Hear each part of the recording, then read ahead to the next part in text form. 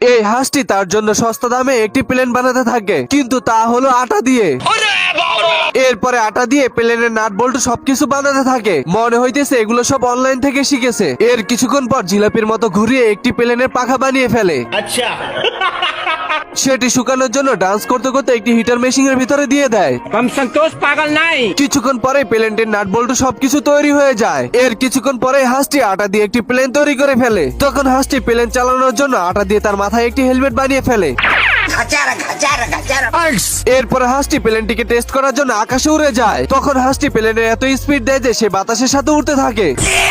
প্লেনের এত স্পিড হয়ে যায় যে স্পিড কাঠারি ভেঙে যায়। आज मैं मर गया भैया প্লেনটি মাটিতে ল্যান্ড করতে ধরলে হাঁসটি টেনে আবার তাকে উপরে উঠিয়ে নেয়। आलमिल जानम तेरी बहन बियाह करवा का তার কিছুক্ষণ পরে আসমানে ডাক দিয়ে সেখানে বৃষ্টি নামতে শুরু করে। अब तू गया बेटा। বৃষ্টি হওয়ার কারণে হাঁসের আটা দিয়ে তৈরি করা প্লেনটি আস্তে আস্তে গলতে থাকে। मैं चला जाऊंगा। হাঁসটি অনেক চেষ্টা করে আটাগুলোকে ধরে রাখার জন্য, কিন্তু সে পারে না। नहीं भाई।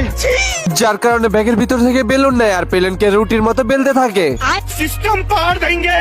কিছুক্ষণ পরেই সে দেখতে পায় তার প্লেনের সামনে অনেকগুলো উঁচু উঁচু পাহাড়। এরপর হাঁসটি দৌড়ে চলে যায় প্লেন থামানোর জন্য। তখন ব্রেকার ক্লাসের ভিতরে চাপ দিলে দুটোই পুরো চিংগাম হয়ে যায়, আর হ্যান্ডেলকে ঘুরালেই পুরো জিলাপি হয়ে যায়।